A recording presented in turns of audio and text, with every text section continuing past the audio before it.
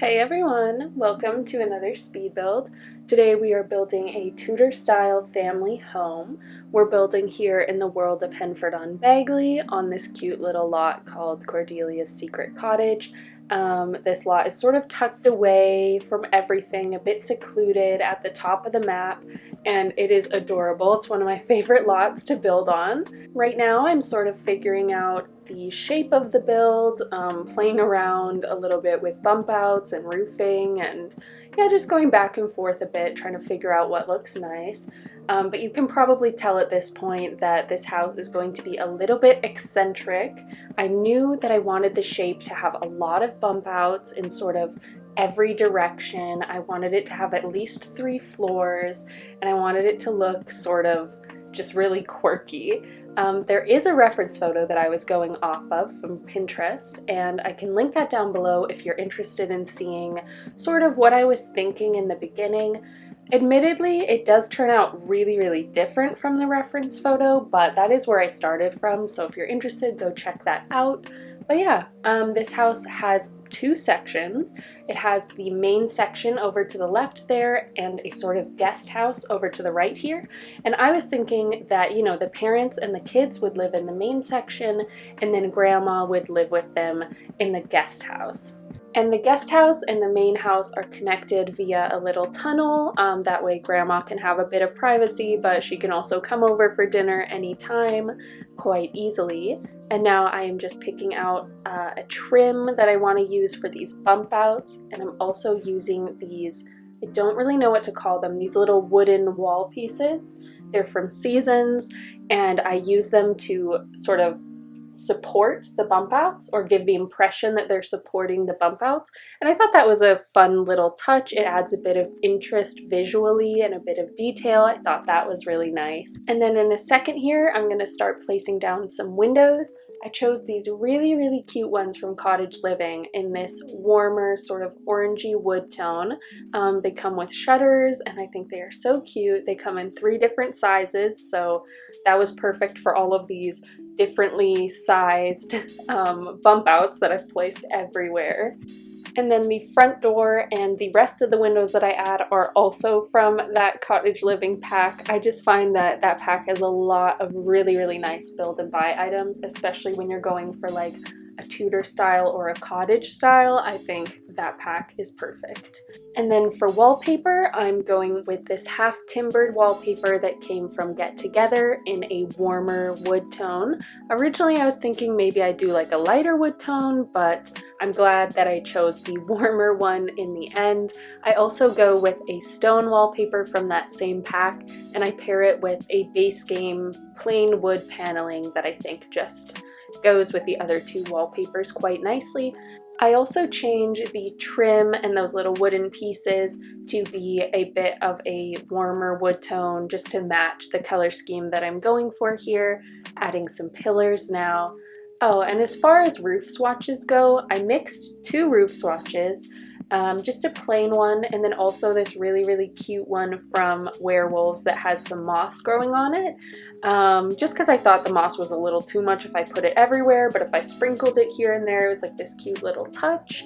And then I pair both of those with the thatched roof trim that came from Cottage Living, and I really like the way that that turned out. Here I'm just adding a little bit of detail with these flower boxes. Originally I was thinking white flowers, but I do go through and switch them to yellow just to add to that sort of like warmth and coziness of this place. I did have a storyline in mind when I was building this, which is a bit different for me, but it was actually really fun. I imagine that the family that's going to live here is originally from the city, 2 parents and 2 kids, and they've been struggling a bit to afford rent in the big city. It's more expensive to live there, and they've always just been renting, but it's been the parents' dream to actually own a home. And so they find this place in the country for a really good price, and it's a bit older, but it has a lot of character, and it comes furnished, which is great because that way they won't have to move all of their furniture. And it even has a place for grandma who, you know, is getting a bit older and they want to spend some time with her. So obviously moving out here is like a super big change for the family. For one of the kids especially, she's like pissed. I imagine she'd be like a preteen or a teen, and she's just really not pleased that she has to say goodbye to all of her friends and come move out to this cottage in the middle of nowhere, and she just really does not see the appeal of this place. And I thought it would be fun to sort of play through that as she kind of comes to terms with like where she's living now and kind of like starts to get to know the place a little bit and maybe warms up to it. Or really, you could take the storyline any way you wanted. She could just stay angry the whole time and then move back to the city as soon as she grows older. But yeah, I had a lot of fun just sort of imagining the personalities of the people who lived here and like a little bit of a storyline. Like I said, this is like the first time I've ever done that, and it was just a little bit of extra fun. But yeah, anyway, I'm going through now and doing the landscaping. I chose some debug fences from the Get Together pack. I made a little stepping stone pathway with some base game stepping stones. And then as far as landscaping goes, I wanted it to look pretty natural. I went through the plant menu and picked out things that I found in the surrounding world. Most of it is cottage living, of course, and just kind of putting them around almost randomly to make it seem like this house has been here for a while and the natural plants have started to sort of overgrow this place and take over a little bit. And then I do go through and add a few skill building items and activities here in the lawn. I add the telescope from the werewolves pack. I add 3 little planter pots in case one of the Sims wants to get into gardening. And I also add a swing set sort of tucked into the bushes, and it doesn't look like it would be functional, but it actually is. I play tested it, so that's good. And then here we are moving on into the interior, sort of figuring out the floor plan. On the main floor, we end up having a kitchen and living space, as well as a little dining area and a powder room. And then here on the middle floor, a lot of this space is taken up by stairs, honestly, but I did manage to squeeze in the parents' bedroom and a bathroom for them as well as a little desk nook. And then upstairs we have the kids area, a little bedroom for them and a bathroom, and then just a little activity area where I put a bunch of toys and little things for the kids to do. And I found that, once I started working out the floor plan, I realized this house is a lot smaller than it actually looks. Don't get me wrong, it's still a decent size. I had room for everything a family might need, but yeah, definitely not as big as I thought it was going to be originally. Anyway, now I've begun working on this little front entry / kitchen area, and this room is a little quirky, especially near the front entrance, but I do like it. You may notice that the ceiling is a little low in this space, and that is because I wanted to have steps leading up to the front door, but I didn't want to use a foundation, so instead I just lifted the floor up a little bit, but I was feeling like maybe your Sims would bonk their head on the ceiling, so I added a little step down into this kitchen here, and it is a bit of a weirdly shaped platform in the front hall, but I just thought that like little quirky touches like that are kind of charming in older houses like this. You may have also noticed that I added a fireplace right by the front door, which maybe is a bit of a weird place for a fireplace, but again, just trying to lean into those quirky touches. And then as far as this kitchen space goes, it is pretty much all Country Kitchen kit. Although the curtains above the sink here are actually from the new Desert Luxe kit. I really enjoyed these. I thought they went really nicely with the color scheme in this sort of like pinky red color.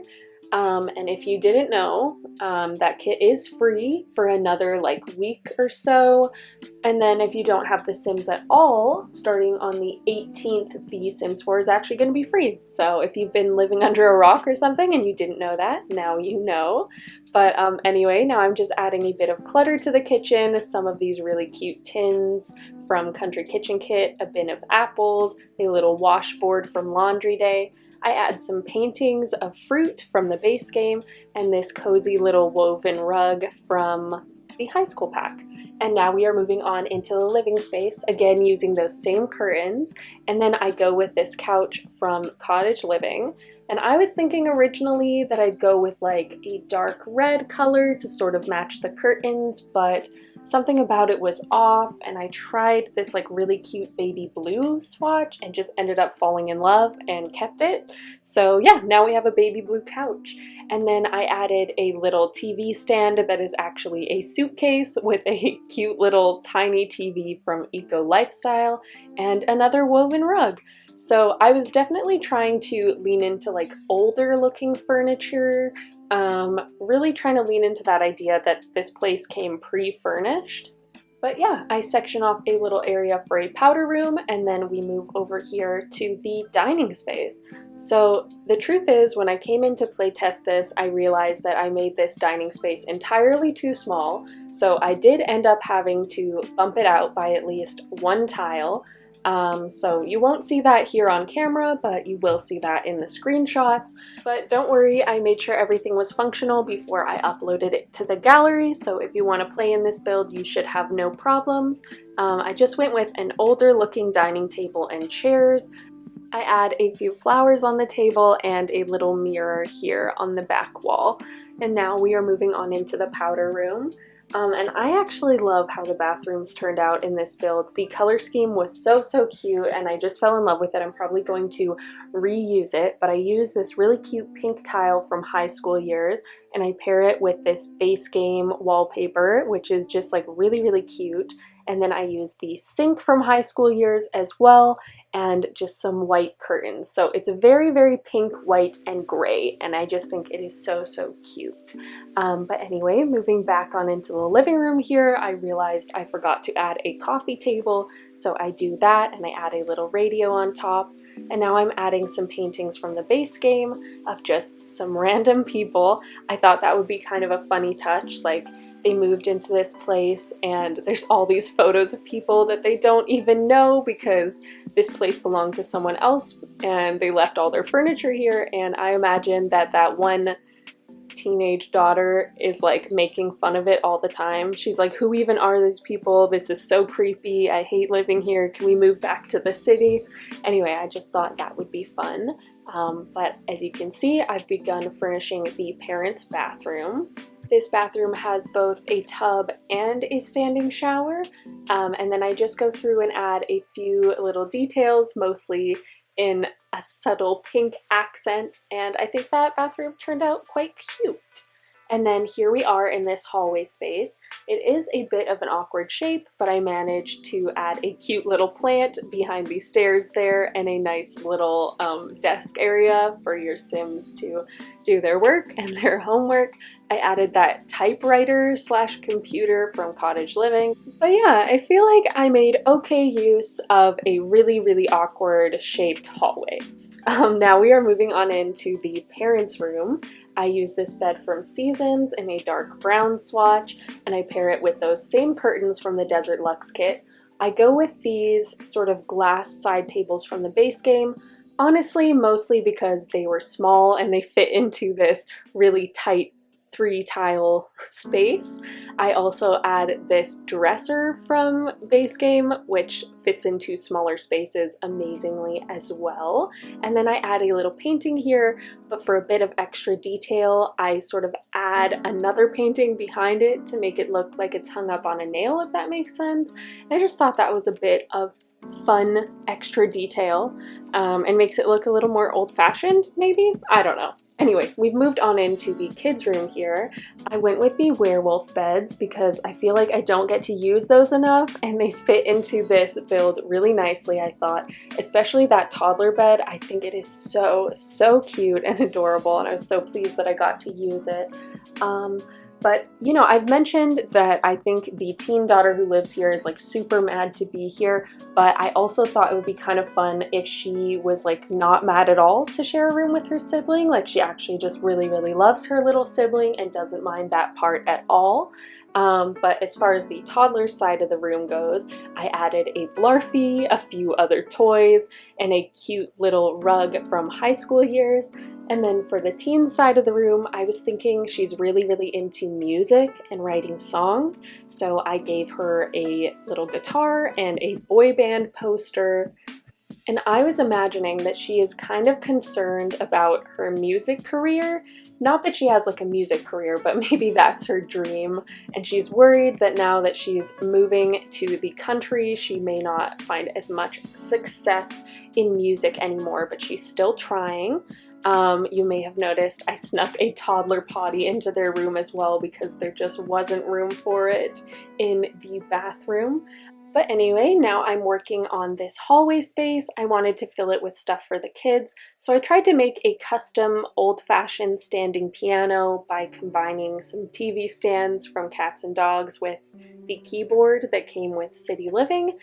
And I imagine that this is the first time that that teen has ever played on a real piano. In their apartment in the city that they used to live in, I bet they only really had room for a small keyboard, so she won't admit it, but she's actually kind of pleased that now she gets to practice on a real piano. I also added a dollhouse and a drawing table for the toddler, as well as a microphone in case the sim wants to do a little singing or whatever. And now we are moving on into the guest house where Grandma lives. Again, the kitchen is mostly country kitchen kit stuff, but I did use this fridge that's from Cottage Living and this toaster oven from Dream Home Decorator. I did not give the grandma a real oven because I was thinking she eats most of her meals in the main house with the family, but of course you could just delete that toaster oven and add a real oven if that is what you prefer. I add a little dining table with some pink chairs and a cute little side table here near the front for her to like leave her keys and stuff, and a little mirror up top there. So I really thought this main floor space turned out really, really cute. I also definitely leaned into like some pink accents and like a bit of a pink color scheme for the guest house. Maybe the grandma has just always loved pink and is just super, super excited to make this space her own and really lean into that color scheme. But anyway, we're moving on upstairs. Up here we're going to have a bathroom space for Grandma, a bedroom, and a little desk area.